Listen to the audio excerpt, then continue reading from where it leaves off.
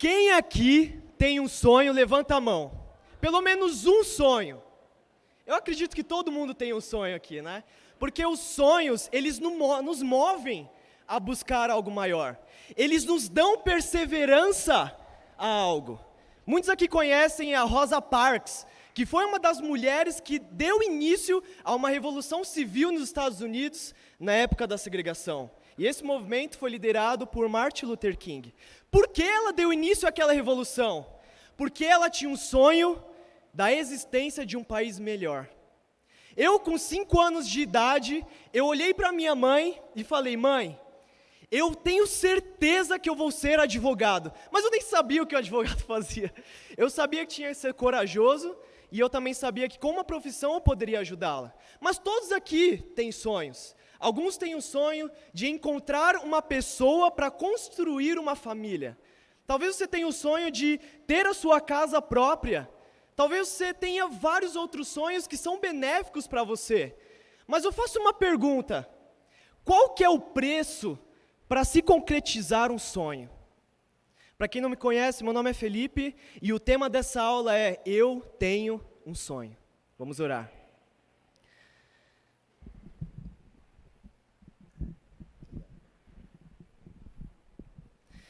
Deus, muito obrigado por este dia, por estarmos aqui reunidos. É um privilégio poder orar ao Senhor, um privilégio poder desfrutar do Teu amor. Sei que tantas pessoas aqui conhecem esse Teu amor e outras querem conhecer mais profundamente do Teu amor. E eu peço que o Senhor fale através de mim e que essas pessoas, todas as pessoas saiam inspiradas, não porque eu vou falar aqui, mas porque o Senhor vai falar através de mim. Eu te oro para que tenhamos uma excelente tarde, voltemos bem até nossas casas, e em nome do Teu Filho que eu oro grato. Amém. Abram suas Bíblias comigo em Gênesis 37. Gênesis 37, a partir do verso 18. Antes de nós lermos essa escritura, eu preciso contextualizar o que está acontecendo aqui. José, ele foi o filho de Jacó, e dentro desse contexto, ele era o filho mais novo. E todo mundo sabe que o filho mais novo recebe tudo dos pais. Recebe muito mais do que os filhos mais velhos receberam. Talvez por conta das condições dos pais, eu não sei, mas o filho mais novo parece que é aquele anjo que apareceu na terra. É brincadeira.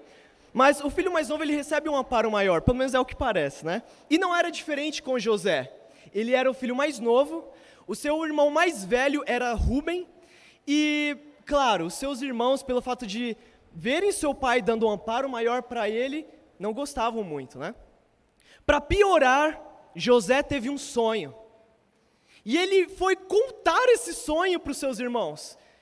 E ele contou 2 vezes. O primeiro, ele sonhou com sacos de trigo, e o saco de trigo dele ficava em pé, e o saco de trigo que representava os seus irmãos se encurvavam perante o saco de trigo dele. Mas vamos pensar, no mínimo ele foi corajoso para falar daquele sonho para os seus irmãos. Ele foi corajoso, porque vamos pensar, numa época patriarcal, se o pai morre, quem recebe os direitos, o prestígio de um líder? É o filho mais velho, seria Rúben. Mas ele não sabia como aquilo aconteceria, mas ele teve a coragem de falar aquilo para os seus irmãos. O que foi pior? Ele já recebia tudo dos pais e ainda toca no ponto que foi péssimo para os seus irmãos. Eles sentiram muita raiva. E aqui no texto, em Gênesis 17, do versículo 18 ao 20, diz assim: Eles viram José de longe, e antes que chegasse perto, começaram a fazer planos para matá-lo. Eles disseram: Lá vem o sonhador, venham, vamos matá-lo agora. Depois jogaremos o corpo num poço seco, e diremos que um animal selvagem o devorou. Assim veremos no que vão dar os sonhos dele. Então nós vemos aqui que parece que eles não gostaram do que eles ouviram de José. E eles planejavam matar José. Mas acabou que José não foi morto, ele foi vendido pelos seus próprios irmãos. Seus irmãos de sangue, que cresceram com ele, o venderam. E como será que foi ele estar sozinho ali na mão de pessoas que ele nem conhecia? Como que era saber que as pessoas que você mais confiava traíram você? Eu conheço uma pessoa que, com 16 para 17 anos, teve um filho de forma indesejada, que tinha um sonho também de construir uma família que conhecesse a Deus, e que realmente construiu essa família.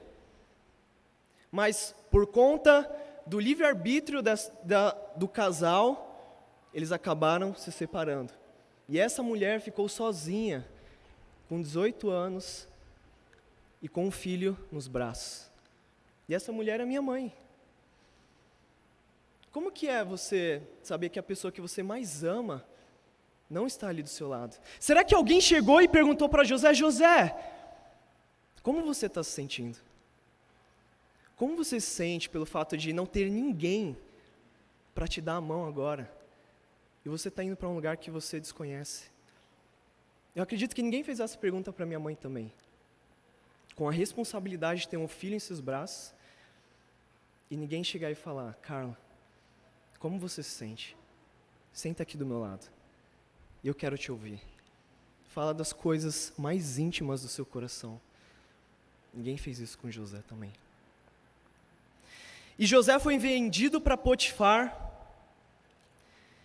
E é engraçado que ele foi vendido para Potifar, ele recebeu ali um alto cargo na casa de Potifar, e foi acusado de assédio sexual, e foi preso. Mais uma vez, por conta do livre-arbítrio das pessoas, por conta de uma ação humana.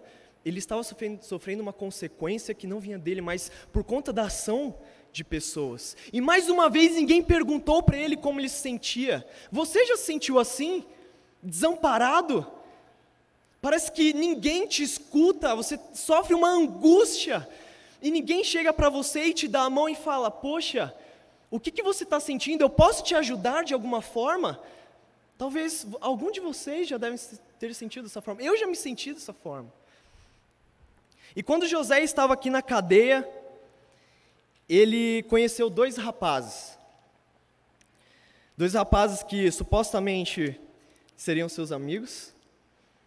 E esses caras, eles também tiveram um sonho. Um dos rapazes, ele era o chefe dos padeiros.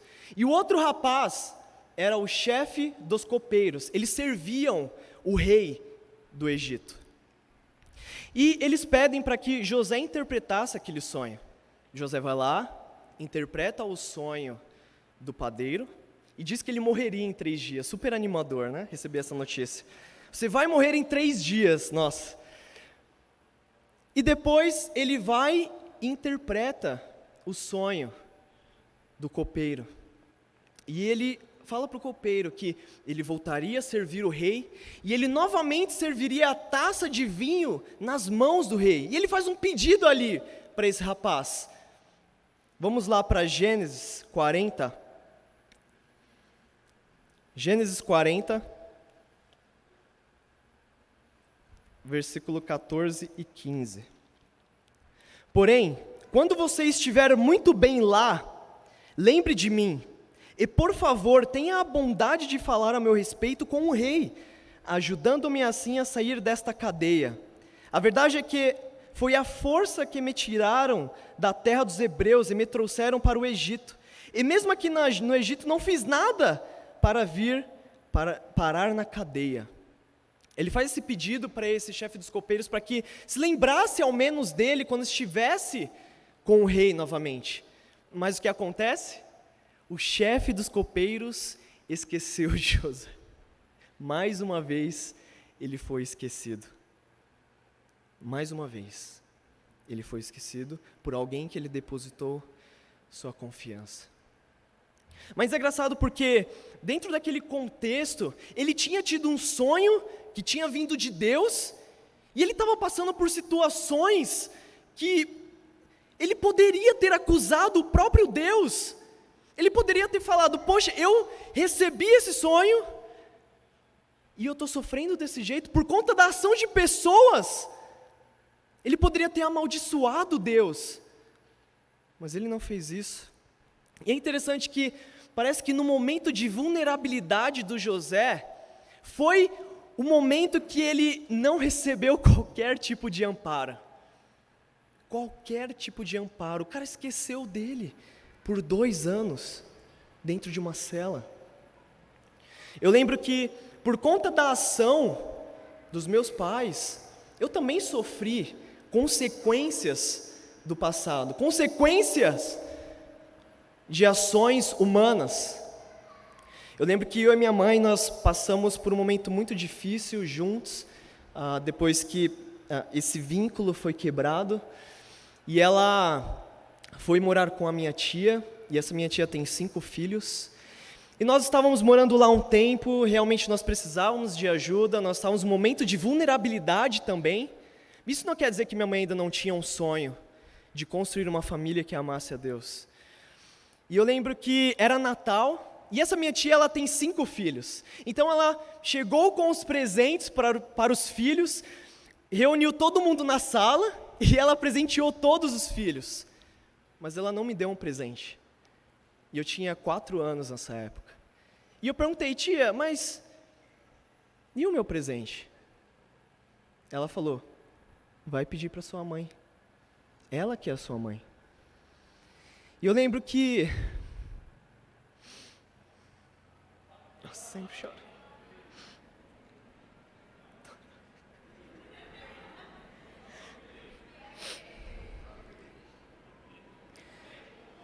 E eu lembro quando eu fui até o quarto, minha mãe estava chorando, e ela me abraçou e chorou comigo. Como me senti segura naquele momento. Como essa lembrança é tão clara na minha mente hoje, tão marcante que foi para mim.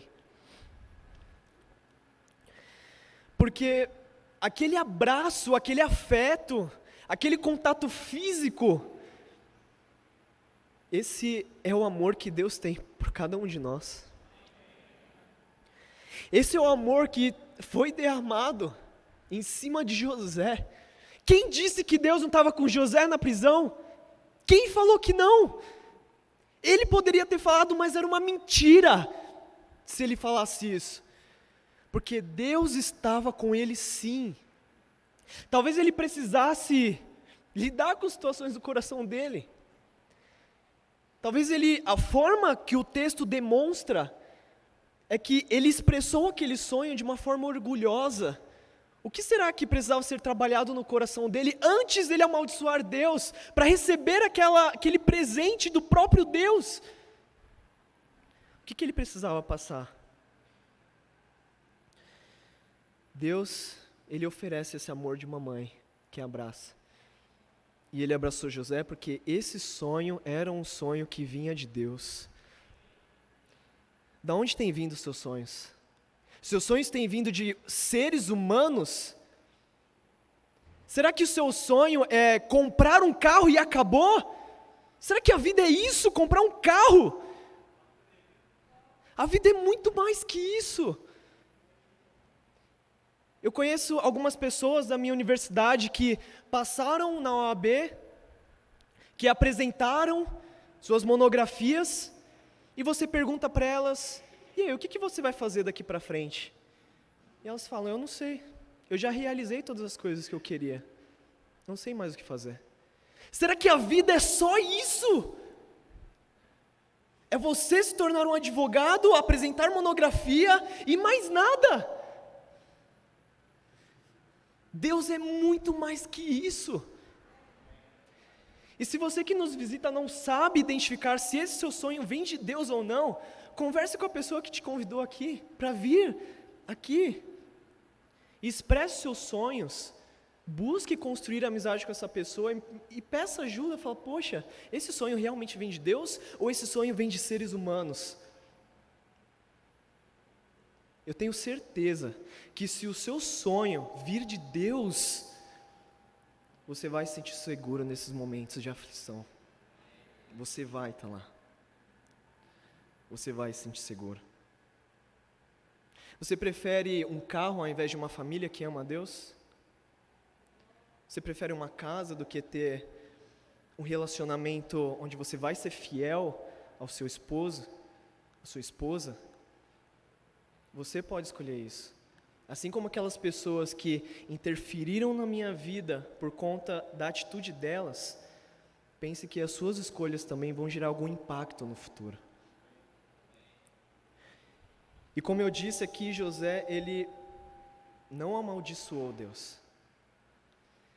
E o que acontece? Depois de 2 anos preso, o copeiro, acho que veio uma luz na cabeça dele. Se nós tivéssemos celular hoje, apareceria um alarme aqui talvez, falando, tem que lembrar de José. Porque ele lembrou de José depois de 2 anos, porque o rei do Egito precisava que alguém interpretasse o sonho dele. E ele fala que tinha um rapaz na cadeia que interpretou o sonho dele. E ele vai lá, conversa com o rei, interpreta o sonho do rei, fala de um período que haveria fome, não só no Egito, mas em vários outros lugares, e um período que existiria fartura. E por conta da inteligência, sabedoria de José, ele se tornou o segundo homem mais importante do Egito. Aquele cara que sofreu na cadeia, que ficou sozinho, se tornou o segundo homem mais importante do Egito, a potência da época, por conta da sabedoria dele. Mas vamos lá, e seus familiares? Ele reencontrou sua família foi morar no Egito com ele, e ele não amaldiçoou seus irmãos. Ele abraçou os seus irmãos, abraçou o seu pai, e ainda deu um lugar para eles morarem. Olha o coração desse cara. E aqui em Gênesis 50,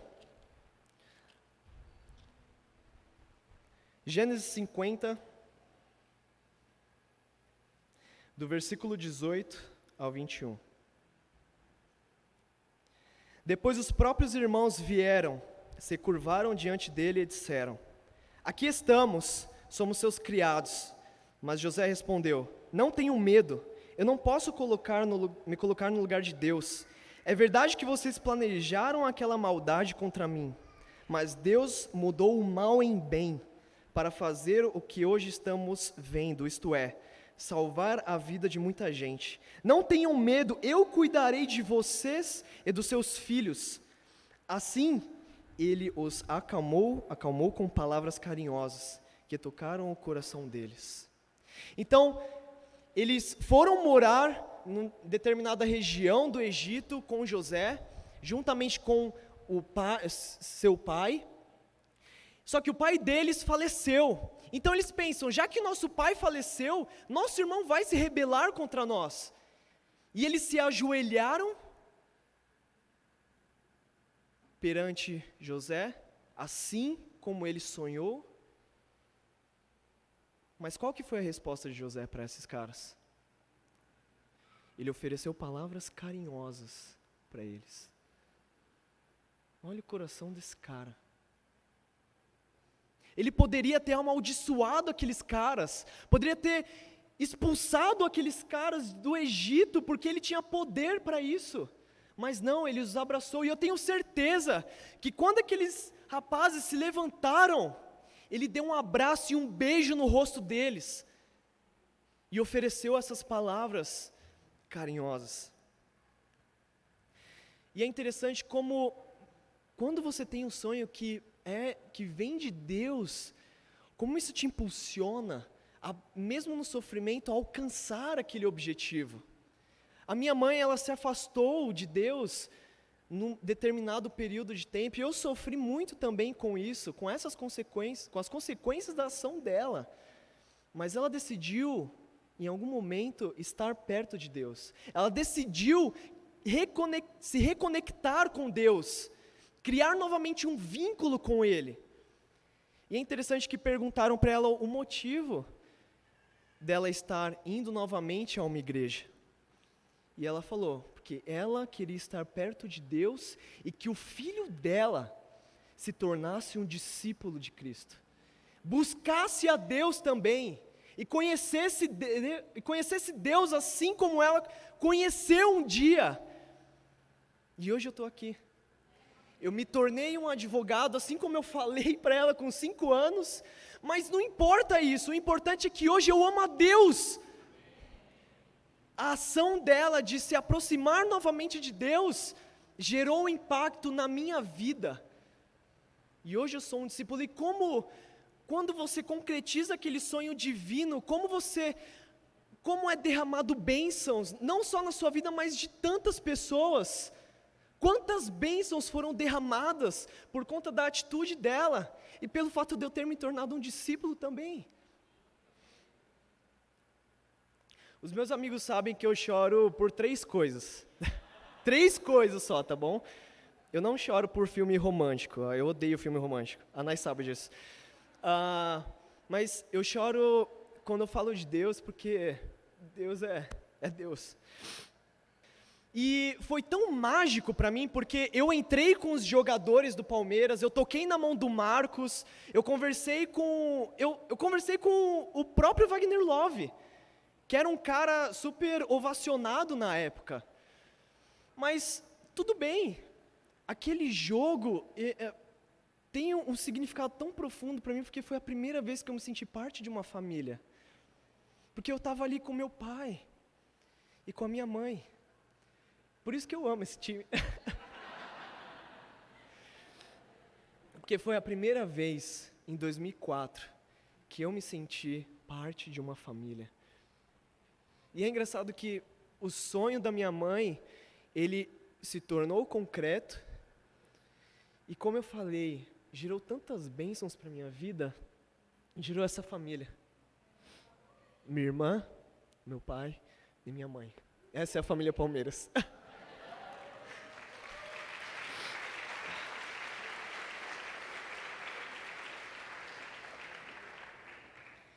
Mas eu choro, se o Palmeiras ganhou o título, nossa, eu fico muito emocionado. É verdade. Mas eu faço uma pergunta para você mais uma vez. Quais são os seus sonhos? Seus sonhos vêm de Deus? Se você não consegue identificar, converse com uma pessoa que consiga identificar os seus sonhos. Porque eu tenho certeza que, assim como a minha mãe, José, ele foi o canal para muitas bênçãos. Aquele sonho que ele teve no começo, e aquele sonho que minha mãe teve na sua juventude, de ter uma família que amasse a Deus, tinha um significado muito profundo. Não só abençoou a vida dela, mas abençoou muitas vidas. Quantas pessoas eu tive a oportunidade de estudar a Bíblia? Quantas pessoas eu tive a oportunidade de falar sobre Deus para elas?